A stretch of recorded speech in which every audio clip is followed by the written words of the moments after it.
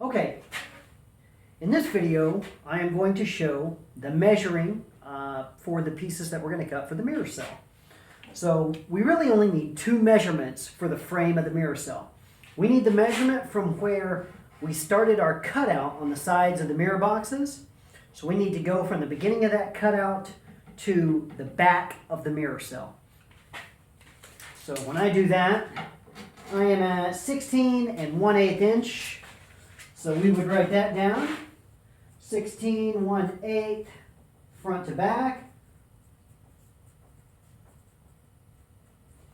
The next measurement is my width for the inside walls. If I remember right, that was 18 15/16. And that is exactly right. 18 15/16. Okay, so 18 15/16 from wall to wall, but we're going to have to subtract the thickness of the sides of our frames. And so the thickness of mine is 3/32. So you would need to subtract 3/32 twice from 18 15/16 or whatever your dimensions are. Now, those are the only measurements you need. We're going to cut 3 crossbars, and then we're going to cut 2 side rails. And if anyone's curious as to what material I use, I've tested lots of different materials for my mirror cells, and I'm reverting back to what I like best.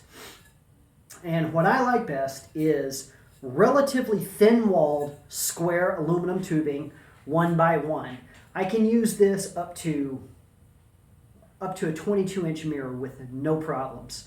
Anything larger than 22, and I'll scale this up to 1 1/4 by 1 1/4. But this is just 1 by 1 thin wall. You can get 1/8 inch thick wall. That would work out fine.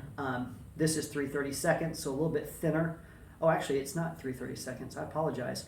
This is, let me measure it. Yes, this is 1/8 wall, so I apologize. 1/8 wall square aluminum tubing for my crossbars, and then I use channel for the sides.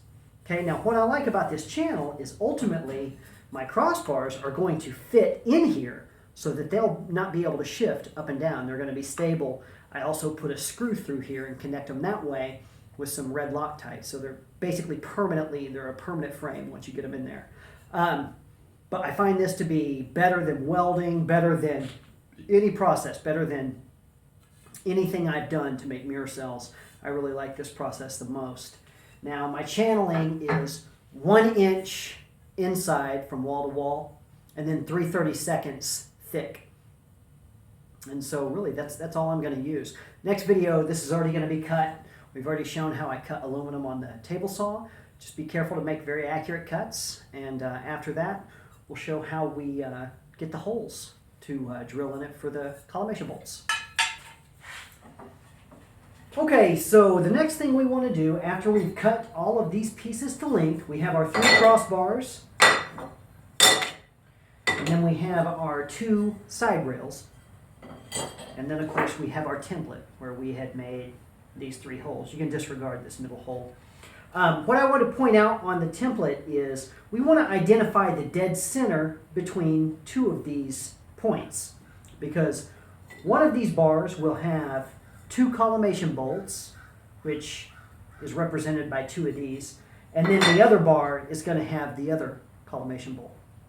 So to get the dead center of this, we can take one of any of the 3 and draw a straight line that intersects the middle and goes all the way through. And so that line is going to designate the dead center of 2 of those holes. So as you can see, hopefully you can see, I've got that line, and that hole is the dead center of these. So what I'm going to do next is I need to make my 2 holes in one of the crossbars and then 1 hole in the other, and that will take care of all 3.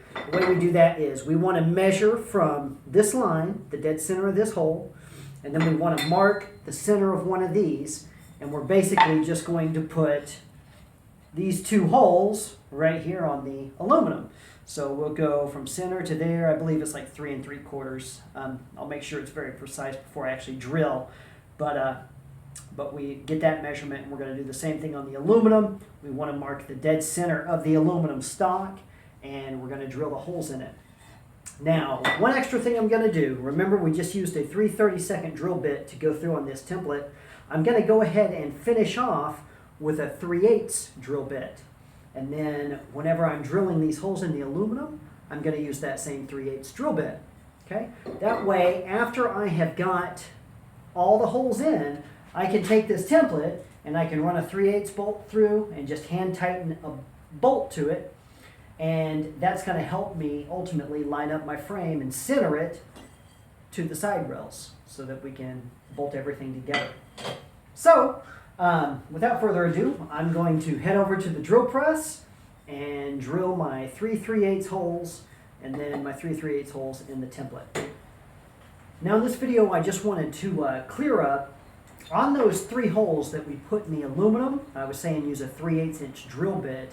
I'm actually going to go ahead and go all the way with a 15/32 on it, because ultimately I'm putting these brad hole T-nuts in there, and I am going to next, and I can actually just show you right now, I'll take that center punch, I'll use my center punch, and those 3 tiny holes in these brad hole T-nuts, I am going to mark with the center punch. 2 ways to do this. You can just hold it really, really steady, which I kind of trust my hand, or you can actually take a little 3/8 bolt on the other side and cinch it up really tight. I'm just going to do it this way.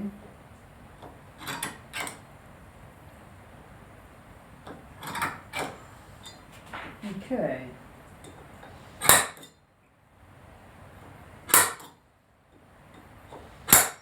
Now we'll do this to these 2 back ones as well. Next on the agenda is to go and I use a number 6 sheet metal screw to attach these. So you want to use a drill bit just slightly smaller than the number 6 sheet metal screw that you're using.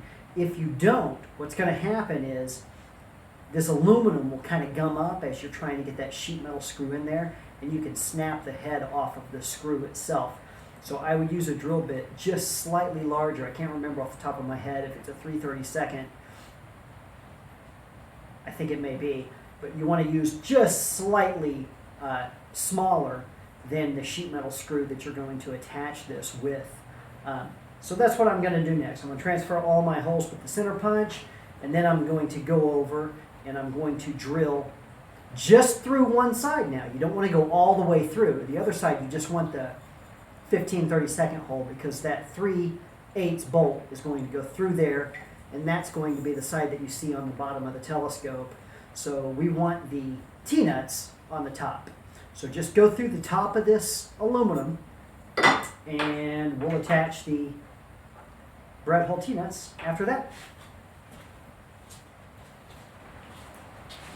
Okay, so now we have these installed, our brad hole T-nuts, and you can see those sheet metal number 6 screws. I've got those in there. By the way, it was a 7/64 drill bit that I used. That seems to be the perfect diameter for these number 6 screws. And I put those sheet metal screws in, tighten those down good, and now we have basically just like a welded nut, except there's far more threads in here, which I like more, and as you can see, it's much more low profile.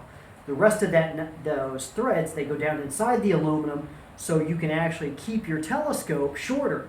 All of these things actually add up. I mean, I know it's just a 1/2 inch, but a 1/2 inch adds up when we're adding 6, 8, 12 inches on at the end, depending on the focal length of the scope. So we've done that. Now we need to get some of these star nuts and place them, push those down into the ends of the square tubing. So we got our 3 cross members here, and I just take like a 1/2 inch bolt. There's ways to actually do this extremely precise and get those in there square, but I'm looking for my hammer. There it is. So I'll take the star nut, I will put it on there, tap it down with the hammer. Now I'll take my 1/2" bolt.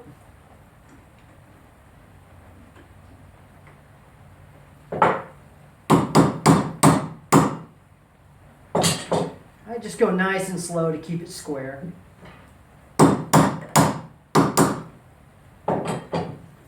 And if you're off square at all, just focus on the side that's higher.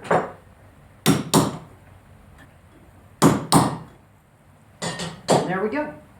I'll go ahead and do all 6 of these we're going to put in.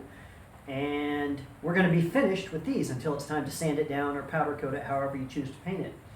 So I'll install the rest of these after this. The next video is going to show drilling the holes in the sides of these so that we can square these up and get them all mounted.